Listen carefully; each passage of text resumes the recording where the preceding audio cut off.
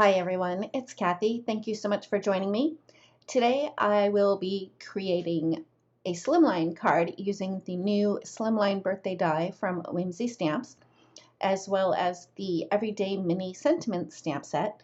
And I will also share a second card at the end of this video, and the information for that particular card will be over on my blog. I'll make sure to have that linked in the description box below, along with all of the products that I've used here. So when I first saw this die, I was so excited because I had an idea pop into my head right away, and I just jumped right in and started working on this card. The problem is that once I get to the end to put the card together, I clearly didn't think that part all the way through and realized that there was definitely an easier way to do it. So I will show you what I did and then share with you an easier way that I came up with to actually put the card together. Anyway, this card came together for the most part pretty quickly. I started out by die cutting the candles 7 times with white cardstock, and I had a bunch of scraps, so it was a double bonus. I was able to use up some scraps. And for the candles, I wanted them to alternate on the card. So I wanted it to be a polka dot candle, a solid candle, a polka dot candle, a solid candle. You get the idea. And to add color, I used my Distress Oxide inks, and I did colors of the rainbow, and I'll have all of the colors listed again in the description box below. I just used a small ink blending brush to add the ink to the die cut candles. And another option is you could use markers to do this. You could use colored cardstock to do this. I just decided to use white cardstock because, well, I had so many scraps. Once I was done adding the Oxide ink to the candles, I grabbed a piece of scratch paper and added a little bit of removable or repositionable adhesive to the scratch paper. And I placed the candle flames on the removable adhesive so I could color them with my Copic markers. The coloring, I literally just did yellow for the bigger flame, and then I used an orange marker for the smaller flames, and I used liquid glue to adhere those together. I ran the polka dot candles through my Xyron machine, and after I'd run it through, I did, run my thumb down the center of it to burnish it really well. But another thing that I like to do, especially with things like this that have open areas like the polka dots, is use a stylus tool and go around the edge of the candles and then inside the circles as well. That breaks up the adhesives. So when I took the candle off of the backing sheet, I had very few goobers that got stuck, because you know how sometimes you get those goobers and then you end up getting sticky areas on your card that you don't necessarily want sticky areas on. So that's a little tip right there with the Xyron machine to avoid excess goobers.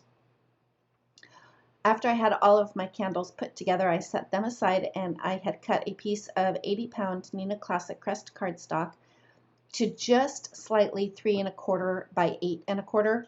I used VersaFine Clair ink in Morning Mist and randomly stamped Happy Birthday at a diagonal going down that piece of cardstock. I wasn't worried about the spacing in between each line. I wasn't necessarily even worried about getting it stamped in a straight line.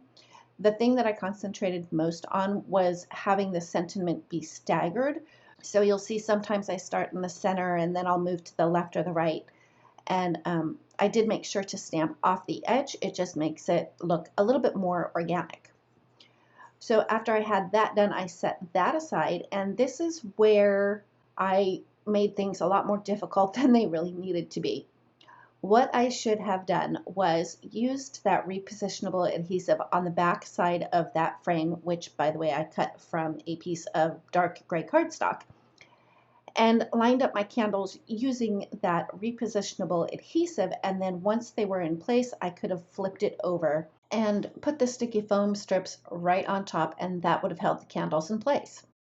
But apparently I wanted to do this the hard way, so I used Scotch removable tape to hold the frame in place on my desk, and then lifted up the frame and added a dot of glue on the candles to hold them in place.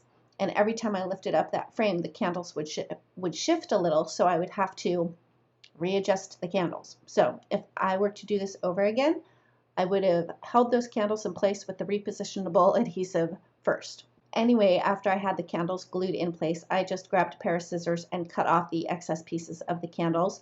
The next thing I did was I put sticky strips on the back side of the frame, and I also added the sticky strips to the candles. Another thing that I should have done that I didn't do was, and you can see there's like a little bit of a bow up on that top left.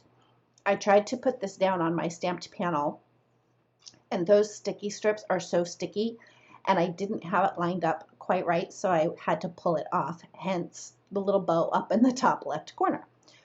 And what I should have done was put the liquid glue on top of those sticky strips so that I had a little bit of wiggle room when I put that stamped panel on there. Once I finally had those pieces put together, I grabbed my Wink of Stella glitter pen and added a little bit of shimmer on my solid candles. And then I adhered that with liquid glue to the front of my card. And my card base is 80-pound Neenah Classic Crest cardstock. It started out at 8.5 by 7, and I folded it at 3.5 on the 7-inch side. So the finished card is 8.5 by 3.5. After I had that panel adhered to the front of the card, I did put my MISTI on top of it just to let the glue dry for a little while. And then I came back to it, and to finish it up, I added some yellow stickles to the candle flames. And that finishes up my card for today. Thank you so much for joining me. If you like this video, please give it a thumbs up. If you've not yet subscribed, I'd love it if you would. And don't forget to ring the bell so you're notified every time a new video is posted. Thanks again, and we'll see you next time.